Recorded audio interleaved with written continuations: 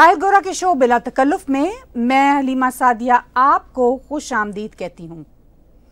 आज मैं ताहिर गोरा के साथ बातचीत करूंगी रूस की फौज के अंदर होने वाली बगावत के हवाले से, साबिक अमरीकी सदर ओबामा की उस तलकीन के हवाले से जो उन्होंने सदर बाइडन को भारत के मुसलमानों के तनाज़र में की, पाकिस्तान की सियासी सूरत हाल और इमरान खान के सियासी मुस्तकबिल के हवाले से। सबसे पहले ताहिर गोरा साहब, मैं आपको खुश आमदीद कहती हूँ। बातचीत का आगाज़ करते हैं रूस के अंदर फूटने वाली फौजी बगावत की हंगामा खेज खबर से। तो क्या इस बगावत को वाकई दबा लिया गया है या ये बगावत के अनासर आप समझते हैं कि अभी मौजूद हैं?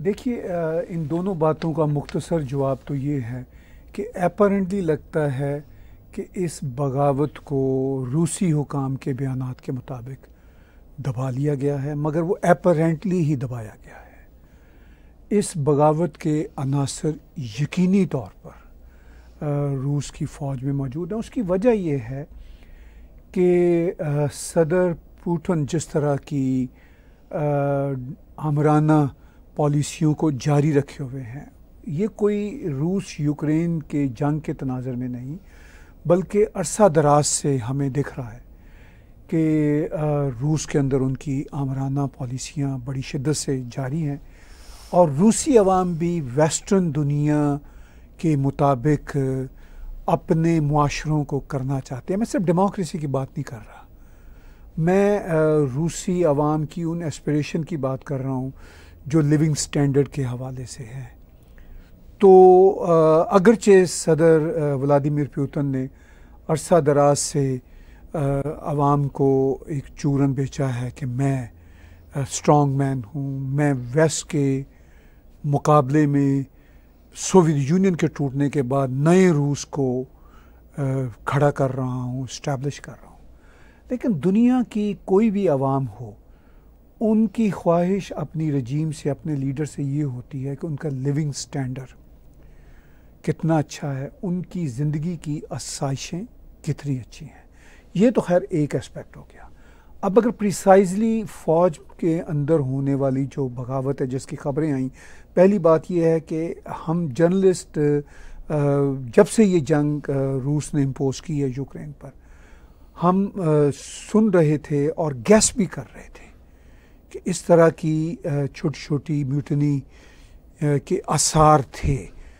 कुछ छोटे छोटे अटैम्प्ट्स बताया जाता है कि ऑलरेडी हो चुके हैं, कुछ अल जज़ीरा पे, कुछ और टीवी चैनल्स पे, कुछ रूसी फ़ौजी जो डॉनबास या उन इलाकों में यूक्रेनियंस के हाथ आए, तो वो असल में यही बताते हैं कि भाई हम तो लड़ने पे मजबूर हैं। और ये बात हकीकत है कि फ़ौज किसी मुल्क की भी हो, जो हुक्मरान होते हैं, जब फ़ौज को जंग का ईंधन में उनको झोंक देते हैं तो बेचारे फ़ौजियों की मजबूरी होती है।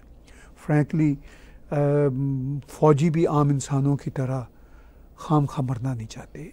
अब तक की इतलात के मुताबिक रूस की इस मुसल्लत करदा जंग के नतीजा में हज़ारों, कम से कम हज़ारों, क्या नंबर एग्जैक्ट कुछ नहीं कह सकते, डिफरेंट ताकतें डिफरेंट नंबर दे रहे हैं, बहरहाल हज़ारों फ़ौजी रूस की तरफ से ही मारे जा चुके हैं। जो यूक्रेन का जानी और माली नुकसान हुआ वो तो अपनी जगह पे। मैं इस बहस में आज नहीं पढ़ना चाहता कि इसमें कौन दुरुस्त है कौन गलत है, रूस, यूक्रेन और वेस्ट के तनाज़ा में। लेकिन ये बात ज़रूर है कि सदर व्लादिमीर पुतिन ने ये जंग इम्पोज की। अब ये भी कहा जाता है कि उन पर जंग जो है उन पर इम्पोज कर दी गई, यानी उनको मजबूर कर दिया गया कि वो करें। ये थोड़ी हकीकत है, छोटी हकीकत है। ज़्यादा हकीकत ये है कि सदर पुतिन ने ये इम्पोज की। मैं दलाइल दे सकता हूँ कि इस जंग को कैसे रोका जा सकता था, लेकिन पावर गेम है। जहाँ किसी मुल्क के अंदर के पावर स्टेक्स की आपस की जंग होती है, वहाँ पर इंटरनेशनल स्टेक होल्डर्स की अपनी पावर की भी जंग होती है। मगर इस जंग में सदर पुतिन अपना कद और ऊंचा करना चाहते थे, मगर बदकिस्मती से शुरू दिन से उनकी फ़ौज को और उनकी सरकार को काफ़ी हद तक हज़ीमत उठाना पड़ी, बेतहाशा बिलियंस एंड बिलियंस डॉलर का नुकसान किया उन्होंने यूक्रेन का, और मैं तो कहूँगा पूरी दुनिया का, क्योंकि उससे चेन सप्लाई भी ख़राब हुई, चाहे गंदम की चेन सप्लाई हो, चाहे तेल की, एनर्जी की, गैस की चेन सप्लाई हो, वो भी ख़राब हुई। रूस पे बुरी सैंक्शंस भी लगी। वो कहते हैं कि हमने अपनी करेंसी में अब भारत के साथ ट्रेड करनी शुरू कर दी, चीन के साथ। तो भारत के साथ तो पहले भी रूबल और रुपए में करेंसी, ये कोई नई बात तो नहीं है। रुपए रूबल करेंसियों में डील पुरानी है। रूस का एक पुराना बार्टर का निज़ाम है सोवियत यूनियन के ज़माने से, तो वो तो पहले भी थी, चीन के साथ भी कर लेते थे। मगर ये एक हकीकत है कि आज भी डॉलर हो, पाउंड हो, उनकी बैनुल अक़वामी सतह पे बहुत स्ट्रॉन्ग हैसियत है। बेशक उनकी फ्लक्चुएशन आती रहे, लेकिन बहरहाल असल बात मैं फिर बगावत के हवाले से अपनी राय दूंगा कि ये बगावत अभी भी फ़ौज के अंदर, यानी रूसी फ़ौज के अंदर उसके अन्नासर, उनके एलिमेंट्स मौजूद हैं, इसलिए कि उन बेचारे फ़ौजियों को लगता है कि ये बेकार की जंग है, इसमें हम खामखा मारे जाएंगे, यानी मज़ीद मारे जाएंगे। और फिर फ्रैंकली बड़ा इम्पॉर्टेंट नुकता, ज़ाहिर है वेस्ट भी चाहेगा, वेस्टर्नर कंट्रीज़ की इंटेलिजेंस एजेंसियाँ भी चाहेंगी कि जंग की जो बिलियंस एंड बिलियंस डॉलर की कॉस्ट है, हम कुछ बिलियन डॉलर्स कुछ रूस के जर्नैलों को ख़रीदने में लगा दें, उनकी फ़ौजी कमान को ख़रीदने में लगा दें। ज़ाहिर है वो सिर्फ उनको पैसे तो नहीं दिए जाते, वो तो फिर पूरे का पूरा लॉजिस्टिक्स मूव किए जाते हैं कि भाई किस तरह उन फ़ौजियों को जो पहले से ही बदज़न है, उनको फिनेंशियल सपोर्ट मिले, असले की सपोर्ट मिले। तो ये सिर्फ पैसा ख़रीदने के लिए नहीं लगता, बल्कि उनको फिनेंशियल सपोर्ट किस तरह पहुँचे, असले की सपोर्ट किस तरह पहुँचे। तो ये मतलब ऐसा नहीं है कि सिर्फ रूसी सदर व्लादिमीर पुतिन की मुखालफत में ही रूस के अंदर बगावत हो रही है। उसमें ज़ाहिर है वेस्टर्नर वर्ल्ड जो है, प्रिसाइजली अमेरिका, वो भी अपने वसाइल को झोंक रहा है। वो भी ये चाह रहा है कि भाई जंग में दोनों तरफ, यानी दोनों तरफ की जब मैं बात करता हूँ, सिर्फ अब रूस नहीं है और यूक्रेन नहीं है, यूक्रेन के साथ पूरी वेस्टर्न वर्ल्ड है। इन दोनों के वसाइल कम से कम खर्च हों, असला जितना ज़्यादा खर्च होगा तो वो ज़्यादा पैसे का ज़िया है। अगरचे ऑन द अदर हैंड असला बिकेगा भी।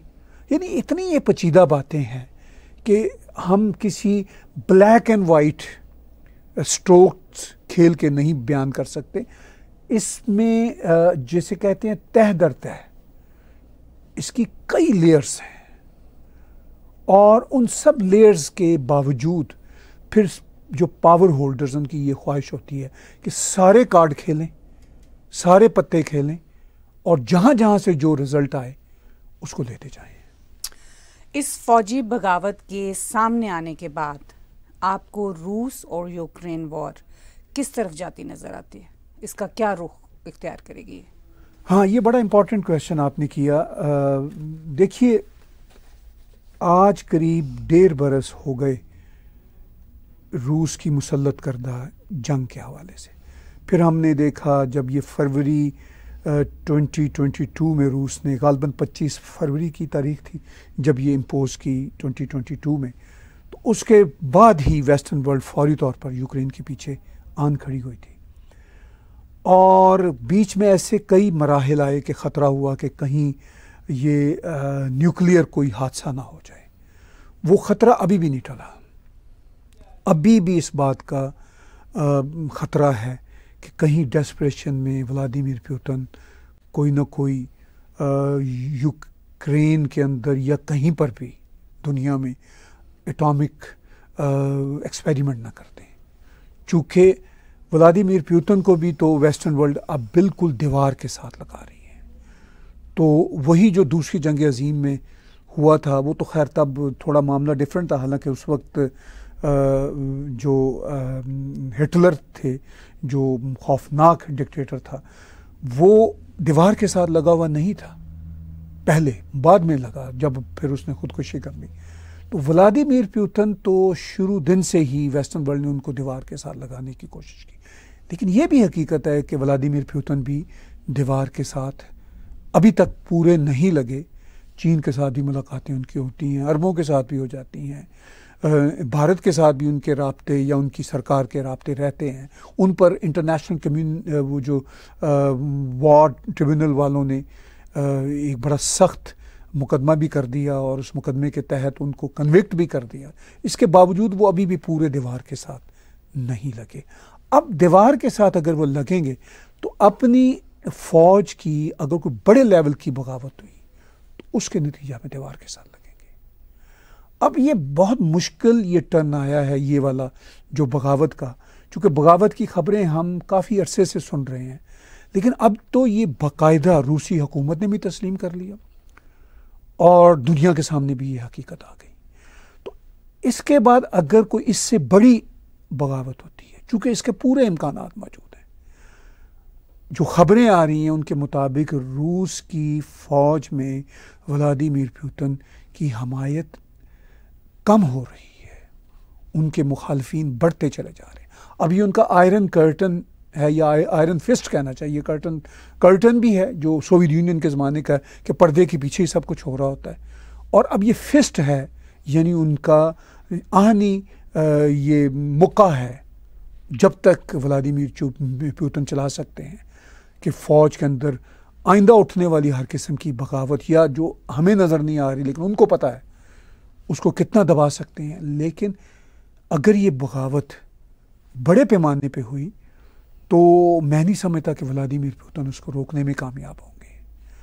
तो उस सूरत में फिर रूस यूक्रेन वॉर का टर्न क्या होगा, क्योंकि ये बात तो तय है कि मगरबी दुनिया ने इस बात को यकीनी बनाना है या बनाने की कोशिश करना है कि व्लादिमीर पुतिन सीन से ही आउट हो जाएं। और व्लादिमीर पुतिन चूँकि एक डिक्टेटर की तरह हुकूमत को चला रहे हैं और उनके अपने अच्छे खासे मुखालफीन रूस के अंदर मौजूद हैं, रूसी हुकूमत के अंदर भी मौजूद हैं, ब्यूरोक्रेसी में भी, आर्मी में भी, इंटेलिजेंस एजेंसीज में भी, लेकिन उनके वो जो आयरन फिस्ट की वजह से चीज़ें रुकी हुई हैं।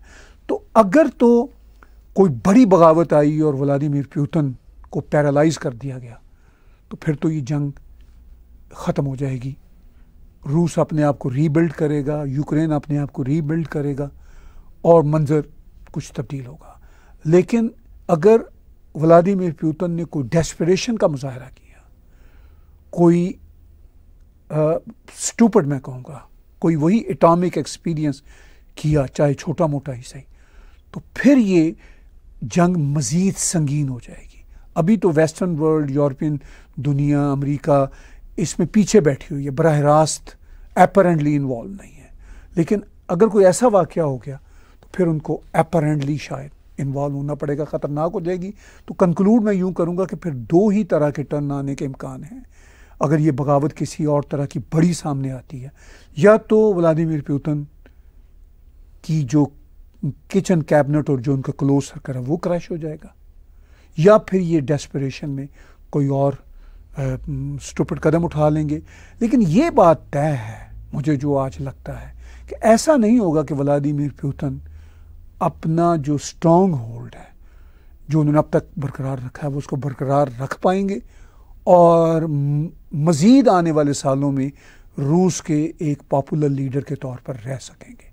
ये मुझे बहुत मुश्किल लग रहा है। रूस यूक्रेन जंग से अब हम अपनी गुफ्तगू का रुख भारतीय वज़ीर आज़म के दौरा अमेरिका पर होने वाले तबसरों की तरफ करते हैं। इस सिलसिले में ख़ास तौर पर अमेरिकी सदर ओबामा ने सदर बाइडन को एक इंटरव्यू में मशवरा दिया कि सदर बाइडन को मोदी जी के साथ इंडिया के मुसलमानों की सूरत हाल पर बात करनी चाहिए थी। तो साबिका सदर ओबामा क्या कहना चाहते थे, इससे उनकी क्या मुराद थी, और भारत में मुसलमानों की सूरत हाल है क्या, इस पर तबसरा कीजिए। जी, दोनों बड़ी अहम बातें हैं। सदर ओबामा ने वही एक काम किया, वो जो मशहूर एंकर पर्सन CNN की रहीं क्रिस्टीना, उनको एक इंटरव्यू दिया और इंटरव्यू में उन्होंने दो बातें की और उसमें एक बात पे ज़्यादा लैदे हो रही है और दूसरा जो पहलू उस पर अभी ज़्यादा बात नहीं हुई, मैं उसको भी टच करना चाहूँगा। जिस पे लहदे हो रही है वो ये है कि सदर ओबामा ने कहा कि मैं ये एक्सपेक्ट करता था या हूँ, चूँकि वो इंटरव्यू जब रिकॉर्ड हुआ उसके 1-2 दिन बाद चला। इंटरव्यू गालबन तभी रिकॉर्ड हुआ था जब प्राइम मिनिस्टर नरेंद्र मोदी भारत में थे, और चला भी गालबन तब जब अमेरिका में थे, जब अमेरिका में थे, शुक्रिया। और चला भी तब गालबन उनके टीवी चैनल पे जब वो अभी अमेरिका से निकलने की तैयारियां कर रहे थे, अब जब वहाँ से वो इजिप्ट गए हैं। तो साबिक सदर ओबामा ने जो मुसलमानों की सूरत हाल पे बात की, पहले मैं उस पर तबसरा करता हूँ, बड़ा इंटरेस्टिंग है। तो उन्होंने कहा कि सदर बाइडन को चाहिए था कि वो मुसलमानों की जो भारत में हालत ज़ार है, डिस्क्रिमिनेशन जो उनके साथ, और ये बकौल उनके, ये मेरे या आपके वर्ड्स नहीं हैं, ये उनके वर्ड्स हैं, ये वर्ड्स भी उनको फीड किए थे मिस क्रिस्टीना ने। वो इसी तरह की हमने पिछले शो में बात की थी, अब जर्नलिज्म हो चुकी है बदकिस्मती से कि वो अब पॉलिटिक्स ही पोलराइज नहीं है, बल्कि पॉलिटिक्स का पोलराइज होना तो समझ आता है, लेकिन जर्नलिज्म भी इंतहाई खौफनाक पोलराइज हो चुकी है। इतने बड़े बड़े सीजन पॉलिटिशियन जर्नलिस्ट लाइक ये मिस क्रिस्टीना की जिन मैं बात कर रहा हूँ, वो इतनी पोलराइज, इन पहले से तय किया हुआ है कि अपना एजेंडा उन्होंने उनके अपने अल्फाज उनके मुंह में डाले। अब वो ओबामा जी भी जो हैं वो पुराने ओल्ड फैशन सो कॉल्ड लेफ्टिस्टों में से हैं, तो वो फिर उनकी भी पब्लिक कंजम्पशन थी। अगर फ्रैंकली ये सवाल उनसे ना किया जाता या ना करवाया जाता तो शायद बात कुछ और वो करते। तो एनी हाउ उन्होंने ये बात की कि सदर ओबामा ने कि हाँ करनी चाहिए थी, जिससे ये इस्टेब्लिश हुआ कि वो बड़े हमदर्द हैं मुसलमानों की। इससे पहले कि मैं उस तरफ आऊँ कि मुसलमानों की वहाँ पे सूरत हाल क्या है, मैं इस बात का जिक्र करना चाहता हूँ जो सोशल मीडिया पर अगरचे हर कोई जिक्र कर रहा है, लेकिन दोहराना चाहूँगा कि सदर ओबामा वो हैं जिनके ज़माने में मुसलमानों पर सबसे ज़्यादा ड्रोन हमले हुए, मुसलमानों पर सबसे ज़्यादा अटैक हुए। आप इसकी मिसाल अफ़गानिस्तान में देख लीजिए, यानी इमरान खान उस वक्त सबसे ज़्यादा शोर मचाया करते थे ड्रोन अटैक्स का, और वो सदर ओबामा का ज़माना था। अच्छा, फिर ये वो ज़माना है कि जब ये ड्रोन हमले अफ़गानिस्तान में नहीं हुए, पाकिस्तान में भी हुए। हालांकि चलिए बात समझ आती है कि अफ़गानिस्तान में तो अमरीकियों ने कब्ज़ा किया हुआ था, मगर पाकिस्तान पे तो अमरीकियों ने फॉर्मली कभी भी कब्ज़ा नहीं किया। मगर पाकिस्तान के जो बेचारे ये जो फाटा के इलाके हैं, पहले ही वहाँ पे लाखों लोग डिस्प्लेस, वहाँ पे भी हमले हुए और कई लोग मारे गए, यानी सैकड़ों लोग मारे गए। अफ़गानिस्तान, पाकिस्तान, सीरिया में ओबामा ने हमले करवाए, इराक में हमले करवाए, लिबिया में हमले करवाए, इवन ये जो वो जो उस इलाके की पट्टी है यमन में अटैक किए। तो अब इनको भारत के मुसलमानों की फिक्र हो, या भारत के मुसलमानों की हालत क्या है। भारत के मुसलमान ना तो अफ़गानिस्तान में है, ना इवन पाकिस्तान में है, ना वो सीरिया जैसे मुसीबत ज़दा मुल्क में है, ना इराक में है, ना यमन में है, वो तो भारत में है जहां फुल फ्लेज डेमोक्रेसी है। अच्छा, अब भारत में मुसलमानों की जो हालत है, आप और मैं जाते हैं भारत, हम मुसलमानों के इलाकों में भी कई दिन गुजारते हैं। पूरे भारत में जो हमारा सिविलाइजेशन का देश है उसमें भी जाते हैं, मंदिरों में भी जाते हैं, गुरुद्वारों में भी जाते हैं, हम सबको ऑब्जर्व करते हैं।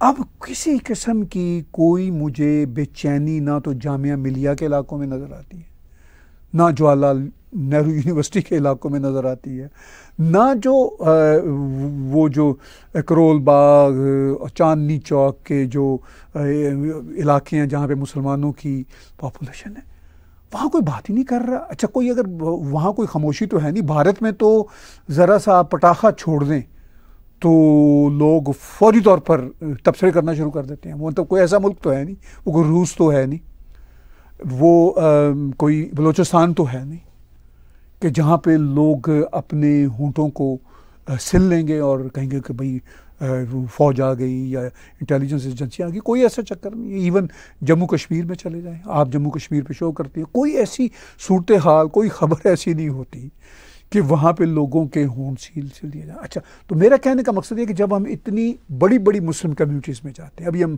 लखनऊ में फरवरी में थे, तो हम मुसलमानों के जो गढ़ हैं उनमें जाते थे। आपको याद होगा कि हमें एक टैक्सी ड्राइवर ने बताया, जो मुसलमान भाई था, उसने कहा जी कि हम वोट योगी जी को नहीं दे रहे चूँकि हमारी कम्युनिटी में कुछ इस तरह का एक ट्रेंड सा है, लेकिन ये बात तय है कि योगी जी से हमें गिला कोई नहीं है और उन्होंने हमें कोई नुकसान नहीं पहुंचाया। ये हमें एक टैक्सी ड्राइवर जो अननोन था, जिसके लिए हम अननोन थे और जिसके लिए हम अननोन थे, तो ऐसे ही हमने राय उससे पूछी तो उसने ये जवाब दिया। अब अगर कोई सूरत हाल भारत में मुसलमानों के हवाले से तशवीशनाक हो तो हमें वो, जब हम गालिब गली में जाते हैं या हम वो निज़ामुद्दीन दरगाह पे वॉक करके जाते हैं, निकलते हैं, करोल बाग जाते हैं, चांदनी चौक जाते हैं, तो कोई मुसलमान हमें परेशान तो देखेगा ना कि भाई मेरे साथ कोई डिस्क्रिमिनेशन हो रही है। ठीक है, हम वहाँ पे वो जो साइकिल रिक्शाओं में बैठते हैं, वो हों उसमें सिख हों, हिंदू हों, उसके ड्राइवर या ओनर, या मुसलमान हों, हमें तो पता ही बाद में चलता है कि ये तो कोई बिहारी थे या मुसलमान थे। सरदार जी का पता चल जाता है अपनी पग की वजह से, बाकियों को तो हमें पता ही नहीं चलता कि ये कोई हिंदू था या मुसलमान था। ठीक है, ना उसके एक्सप्रेशन से, ना उसकी कोई शिकायत है, ना गिला है, वो बेचारे हंसते खेलते अपना काम कर रहे हैं मेरे। तो ये जो भारत में मुसलमानों की सूरत हाल के बारे में शोर है, ये ज़ाहिर है अपोजिशन की कुछ पार्टियों का है, वो ये विक्टिम कार्ड खेलते हैं, या ये जो शोर है कुछ मुसलमान लीडरों का है, उनकी पॉलिटिक्स इसमें है। और सबसे ज़्यादा जो शोर है ये कुछ जर्नलिस्टों का है। ये सिर्फ मुसलमान जर्नलिस्ट ही नहीं है, उसमें वो जर्नलिस्ट भी हैं जो अपने, जिनके नाम हिंदू हैं, सिख हैं, और वो चंद एक हैं जो यहाँ अमेरिका में रहते हैं या भारत में ही रहते हैं, एलीट क्लास से आते हैं, तो वो ये खेलते हैं। हाँ, मैं ये नहीं कहता कि बिल्कुल मसला नहीं होगा।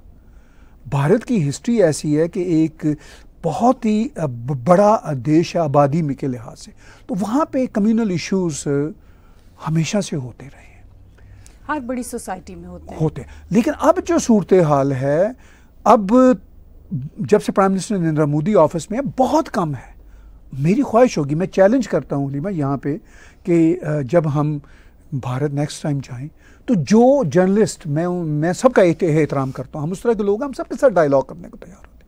जो जर्नलिस्ट ये समझते हैं कि वहाँ पे मुसलमानों के साथ बहुत बुरा सलूक हो रहा है, मैं उनसे दरख्वास्त करता हूँ कि वो मुझे tagtvcanada@gmail.com पे ईमेल लिखें, वो हमें सबूत फराहम करें। ठीक है, सब्सटैंशियल सबूत, अपने पॉलिटिकल एजेंडे के मुताबिक नहीं। वो हमें कहें कि जब हम नेक्स्ट टाइम आएँ, हमारे लिए थोड़ा सा वक्त निकालें, हम उनके वक्त को as a TV channel compensate करेंगे, चूँकि हम टीवी की तरफ से जा रहे होंगे, तो हम उनको उसकी फ़ीस देंगे जो वो रिसर्च कर, वो हमें ऐसे इलाकों में लेकर जाएं जहां मुसलमानों के साथ स्टेट जुल्म कर रही हो। हम देखना चाहेंगे, हम उसको रिपोर्ट करना चाहेंगे, और अगर वो अपने, जिसे कहते हैं ना, हिडन एजेंडे को आगे लेकर चल रहे होंगे, तो हम अब इतने सियाने और समझदार हैं कि हमें 2 मिनट में पता चल जाएगा उनका।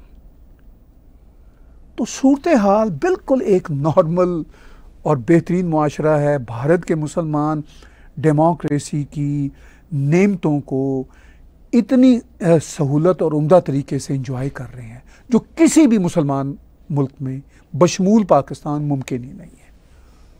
अभी आपने कहा कि ओबामा के दौर में सबसे ज़्यादा ड्रोन हमले जो हैं वो मुसलमान मुल्कों पर हुए, अफ़गानिस्तान से पाकिस्तान, शाम से इराक, लिबिया, यमन, सोमालिया। तो इस तल्ख हकीकत को पेश नज़र रखते हुए क्या सदर ओबामा को ऐसी बात करनी चाहिए थी? नहीं, वैसे तो बिल्कुल नहीं करनी चाहिए थी, कोई तुक नहीं बनता। मुझे याद है, मैं सदर ओबामा पे भी बात कर लूँगा, जब सदर ओबामा पहली बार इलेक्ट हुए थे अमेरिका के प्रेसिडेंट, बड़ी अच्छी अक्सरियत के साथ हुए थे, तो मेरी आंखों में भी आंसू आए थे उनके इलेक्ट होने पे, कि फर्स्ट टाइम कोई ब्लैक अमेरिकन इलेक्ट हुआ था। As a president of the United State. ये कोई छोटी बात नहीं थी। मुझे याद है कि मुझे एक रेस्टोरेंट में उस ज़माने में हम सियासी तौर पर एक्टिव थे, तो कुछ कैनेडियन 2-3 पॉलिटिशियंस थे, मैं उनके नाम नहीं लेना चाहता, तो वो एक डिनर था उस रेस्टोरेंट में। उस कैनेडियन 2-3 पॉलिटिशियन के साथ एक अमेरिकन पॉलिटिशियन आए हुए थे जो सेनेटर थे, तो मैं उनका भी नाम नहीं लेना चाहता। तो वो भी वो रिपब्लिकन के थे। मज़े की बात ये है, और वो हामी नहीं थे डेमोक्रेट के बनने पर। तो उन्होंने मुझे प्राइवेटली कहा, उन्होंने कहा कि ऑफ कोर्स हम तो नहीं चाहेंगे कि डेमोक्रेट जीतती, यही पॉलिटिक्स होती है, हम तो चाहेंगे हमारी पार्टी जीतती। लेकिन कहने लगे कि जब ओबामा जीता, जब वो हल्फ ले रहा था, तकरीर कर रहा था, मुझे आज भी इस वक्त भी आपसे बात करते हुए उसकी तकरीर का वो मंजरनामा याद है जो हमने टीवी पे देखा था। तो उसी तकरीर के हवाले से उस अमेरिकन पॉलिटिशियन ने कहा, उसने कहा कि यार मैं तुम्हें टेल यू द ट्रूथ, मेरी आंखों में आंसू आ गए।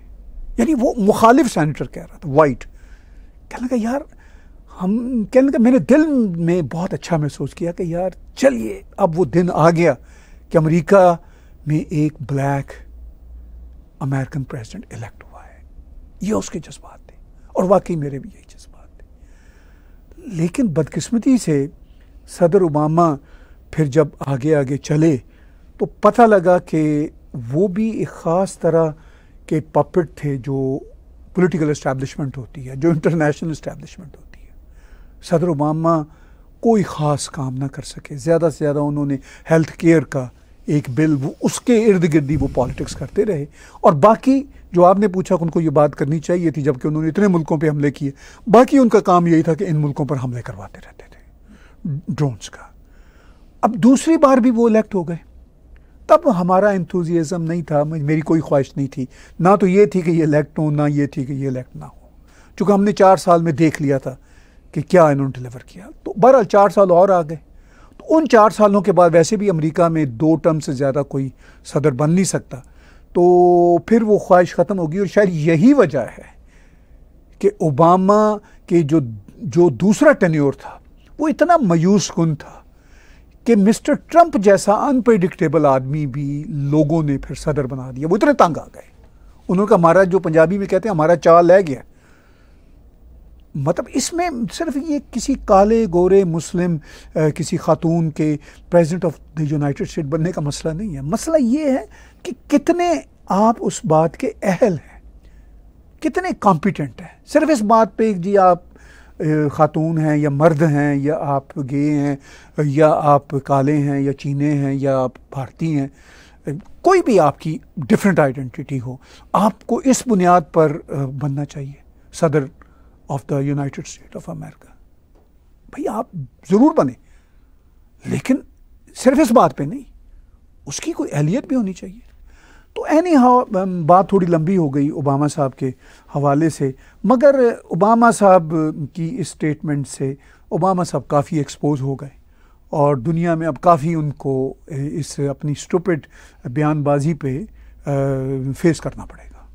चलिए इस तरफ आते हैं कि उनकी इस बयानबाजी से भारत दबाव में आएगा, या फिर अमेरिका और भारत के ताल्लुकात मुतासर होएंगे, उन पे कुछ असर पड़ेगा? जी, बड़ी ये भी अहम बात है, क्योंकि हमारा एक परसेप्शन हमेशा ये रहा, जो ख़ास तौर पर डेवलपिंग कंट्रीज़ हैं, उनका ये एक होता है कि अगर अमेरिका की तरफ से कोई बात आए तो वो बहुत बड़ा दबाव होगा। अब वो ज़माने बहुत सीरियस ली जाती। अब वो ज़माने लग गए। भारत तो खैर भारत है, दुनिया की तीसरी बड़ी पावर है हर एतबार से। तो अब तो अरब छोटे छोटे मुल्क इनकी बातें नहीं सुनते हैं, चूँकि वो जिसे पंजाबी में कहते हैं वो काने तभी होते हैं, अमेरिका के काने तभी होंगे। इवन पाकिस्तान जो इतना करीब रहा है, पाकिस्तान भी आजकल वो अमेरिका का कोई दबाव नहीं लेगा, चूँकि पाकिस्तान को अमेरिका से मिलता ही कुछ नहीं। अगर पैसे मिलेंगे तो वो फिर ज़रा बंदा काना होता है ना कि यार थोड़ा पैसे लेने नहीं, तो वो तो मतलब कोई ऐसी बात तो है नहीं। अच्छा, अब आप देख लीजिए दबाव का क्या होगा कि भारत की फाइनेंस मिनिस्टर का मैं एक स्टेटमेंट देख रहा था, बहुत ही सीजन फाइनेंस मिनिस्टर, उन्होंने कह दिया, उन्होंने कहा कि ये जो बातें मैंने की वो बातें उन्होंने कह दी। एक भारत की बहुत बड़ी पोजीशन होती है फाइनेंस मिनिस्टर की, वही पैसों वाला धंधा है, पैसों वाली मिनिस्ट्री है। तो उन्होंने कह दिया कि ओबामा को ये बात करते हुए कोई शर्म करनी चाहिए थी। खुद तो 6-7 मुल्कों, मुसलमान मुल्कों पे इसने अटैक किए थे। तो इसका मतलब ये है कि कोई भारत को परवाह नहीं है। अच्छा, और होनी भी नहीं चाहिए। और इसके साथ मैं इस बात को भी जोड़ूंगा कि क्या इससे कोई असर पड़ेगा? बिल्कुल कोई असर नहीं पड़ेगा अमेरिका और भारत के तल्लुकात के बीच में, इसलिए कि भारत को अमेरिका की कम ज़रूरत है। मैं ये नहीं कहता बहुत कम ज़रूरत है, मैं चलो कहता हूँ जी कि मतलब 45-55 का है। मैं दावे से कहता हूँ कि अमेरिका को भारत की 55 मिनिमम यानी 55% ज़्यादा ज़रूरत है, और भारत को अमेरिका की शायद 45% हो, शायद इससे भी ज़्यादा फ़र्क हो। वो तो कोई फ़र्क नहीं पड़ेगा। अच्छा, फिर ऐसी कोई बात जो ओबामा ने कही, वैसे भी by the way American ex president कोई भी हो, उसकी बात में कोई वजन नहीं रहता। जैसे पाकिस्तान का वो होता है ना चीफ द आर्मी स्टाफ, वहाँ पे आर्मी का हर चीज़ पे होल्ड है, तो चीफ द आर्मी स्टाफ के शिकंजे में हर कोई होता है। जैसे ही वो चीफ द आर्मी स्टाफ नहीं रहता, जैसे बाजवा की मिसाल है, अब वो नहीं है, तो उसकी जो से है या जो उसका जो रोल है वो शायद 0/0 भी नहीं होता, -0 हो जाता है। तो इसलिए सदर ओबामा, साबिक सदर ओबामा की स्टेटमेंट से कतन और कतन ना तो भारत पे कोई प्रेशर पड़ेगा और ना ही ये तल्लुकात ख़राब होंगे, क्योंकि जो सिटिंग रजीम है, जो सिटिंग प्रेसिडेंट है, वो तो सदके वारी जा रहा है प्राइम मिनिस्टर नरेंद्र मोदी पे और भारत पे।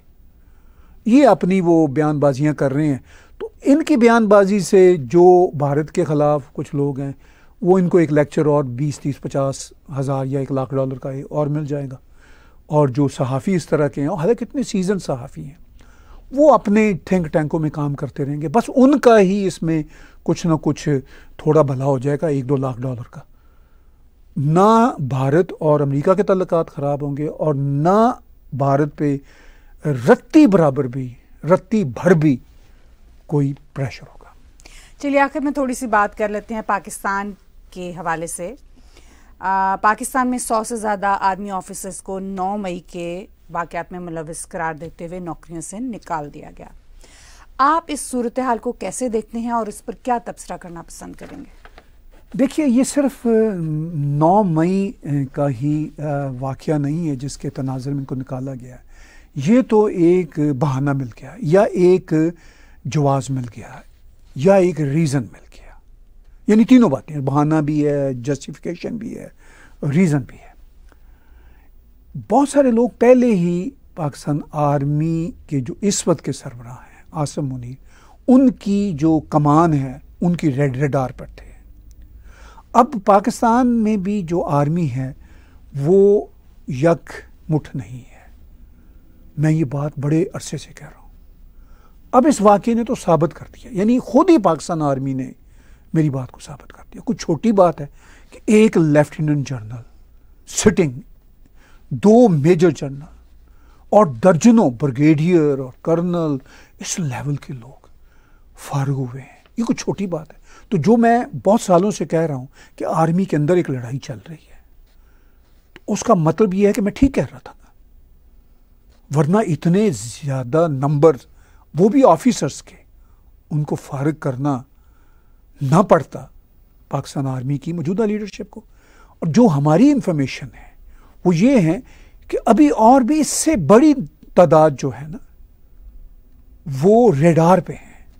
इसीलिए तो जनरल आसिम मुनीर जब से बने हैं चीफ द आर्मी स्टाफ, वो कोई बड़े स्टेप नहीं ले पा रहे थे, क्योंकि आर्मी के अंदर जब 100 के करीब इतने बड़े बड़े अफसर्स उनके खिलाफ बैठे हुए, अभी तो ये सामने आए हैं, अभी जो और नाम सामने आएंगे और जो सामने शायद कभी ना आ सकें, वो और सैकड़ों हैं। Colonel, brigadier, captain, major level के लोग, तो वो तो सैकड़ों, शायद उस लेवल पे तो हजारों बन जाएं, चूंकि छोटे लेवल है ना, कैप्टन मेजर लेवल के लोग।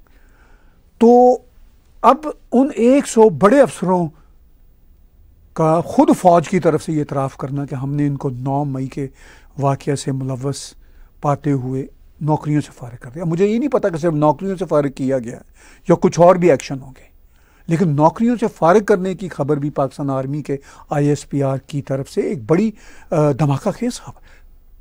और ये बताती है कि उस मुल्क में, जो उस मुल्क का सबसे बड़ा इदारा है, उसके अंदर कितना अनरेस्ट है। क्योंकि ऐसा नहीं हुआ कि उन्हें 100 अफसरों ने, 102 अफसरों ने, वो तो सिर्फ इनकी तरफ से नंबर आए हैं, could be more than that, उन्होंने रातों रात तय कर लिया हो कि हम इमरान खान को गिरफ्तार किया है तो चलो जी अपने ही बिल्डिंगों को जला दें। ऐसी बात नहीं है, वो बहुत कुछ और है इसके पीछे।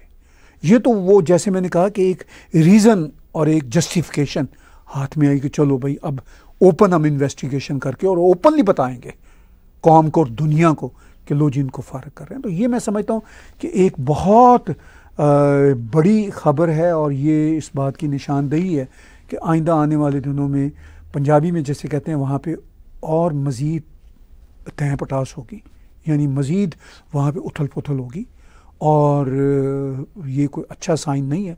शायद उनके लिए ये अच्छा साइन है कि उनको एक रीज़न मिल गया कि उन्होंने ऑपरेशन अब खुल्लम खुल्ला शुरू कर दिया, वरना उनके लिए ऑपरेशन करना भी, आसिम मुनीर एंड कंपनी के लिए ऑपरेशन करना भी मुश्किल था, जिनको वो अपने मुखालफिन समझते हैं। तो इसका मतलब ये है कि बहुत बड़ी वहाँ पे रिफ्ट है।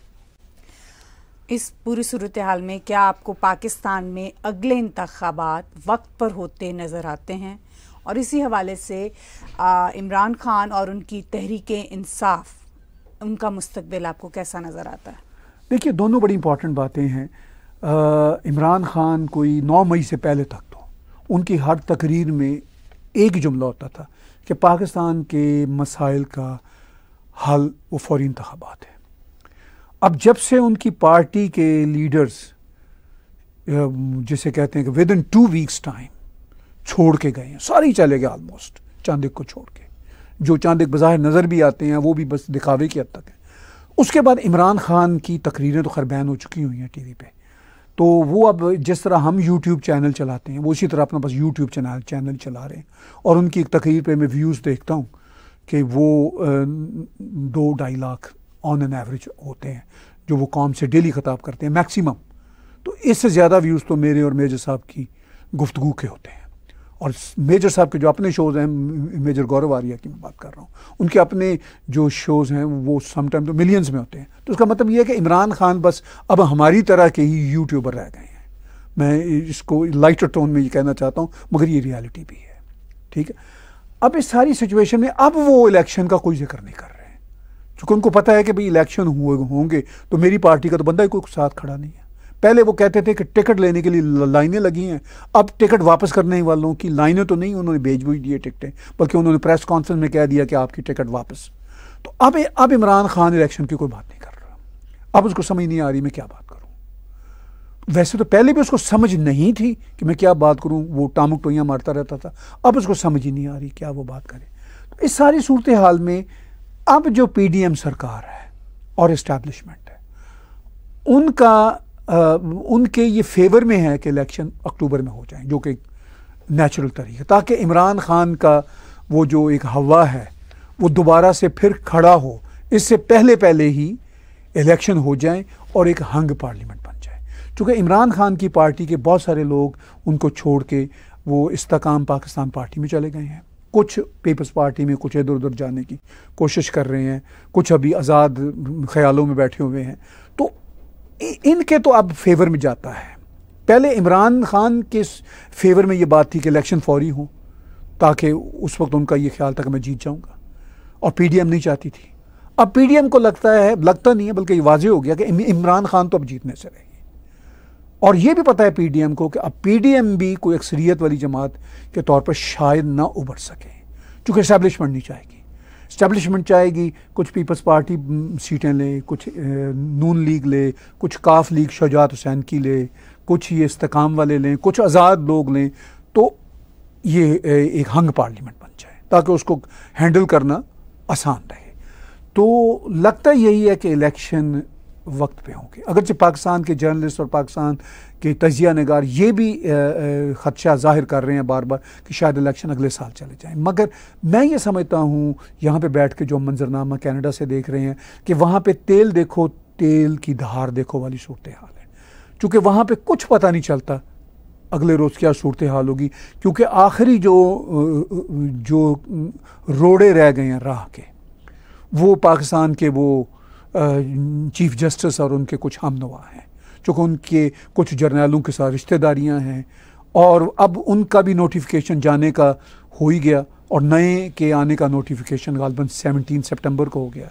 तो लेकिन तब तक कुछ पता नहीं है कि जो फ़ौज के अंदर अभी भी बैठे हुए इनके हामी इमरान खान के और आसिम मुनीर के ख़िलाफ़ जो हैं अभी भी लोग हैं, क्योंकि ये जितना मर्जी कहते रहें कि नहीं है, तो ये 100 लोग क्यों फारिग किए? कोई छोटा नंबर है 100 लोग? ये तो खुद अपने मुंह से मान लें ना 102 को हमने फारिग किया। तो इसका मतलब ये है कि लोग उसी लेवल के बड़े लेवल पे अभी भी अंदर मौजूद हैं और वो उसको कर देंगे।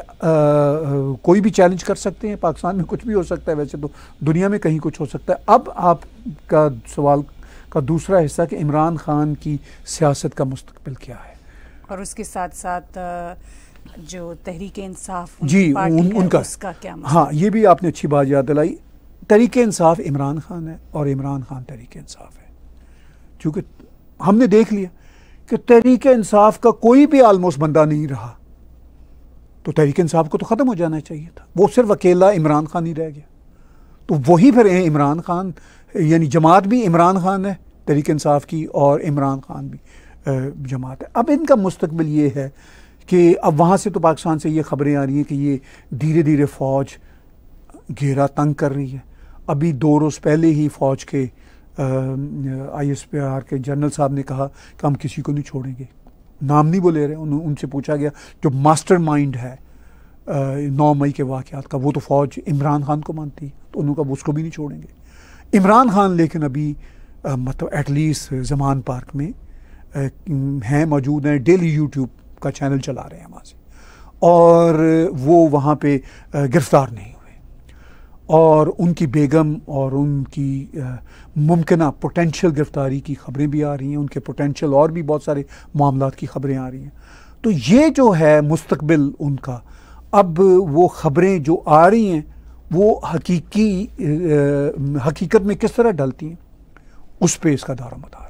लेकिन ये बात तय है कि किसी तरह भी उनकी हकीकत हो, इमरान खान मुल्क से बाहर भाग जाएं या उनको मजबूर कर दिया जाए भाग जाएं, या वो हाउस अरेस्ट हो जाएं या बाकायदा जेल में चले जाएं, या इसी तरह यूट्यूब चैनल चलाते रहें, ये बात तय है कि फौरी तौर पर इमरान खान की जमात और इमरान खान खुद, जो कि अब 1 मैन शो पहले भी था, अब तो बिल्कुल वाज़ेह हो गया, ये इस आइंदा आने वाले इलेक्शन में इनका कोई किरदार नहीं होगा।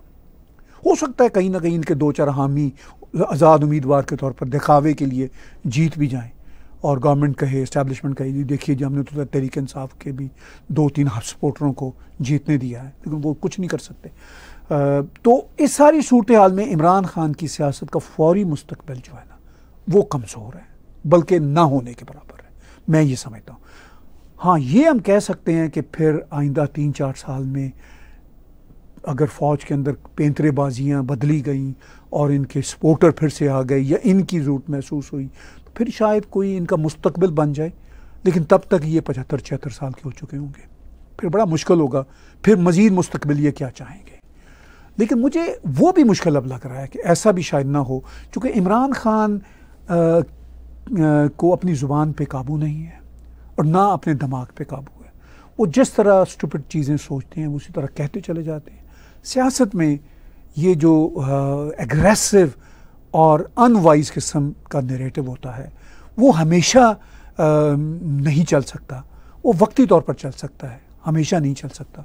और मेरा ख्याल है कि इमरान खान की सियासत काफ़ी वाइंड अप हो चुकी है या करवा दी गई है, जैसे शुरू हुई थी वैसे ही ऑलमोस्ट ख़त्म हो रही है। आज के बिला तकल्लुफ़ तबसरों का आपका हमारे नाज़रीन के साथ शेयर करने का बहुत बहुत शुक्रिया। आज का ताहिर गोरा बिला तकल्लुफ़ शो मेरे साथ देखने का बहुत बहुत शुक्रिया। आप हमारे टैग टीवी के यूट्यूब चैनल को सब्सक्राइब कीजिए। हमारे इसी चैनल पर मौजूद डोनेट के बटन को दबाकर आप पेट्रियन, पेपॉल या क्रेडिट कार्ड के जरिए डोनेट कर सकते हैं।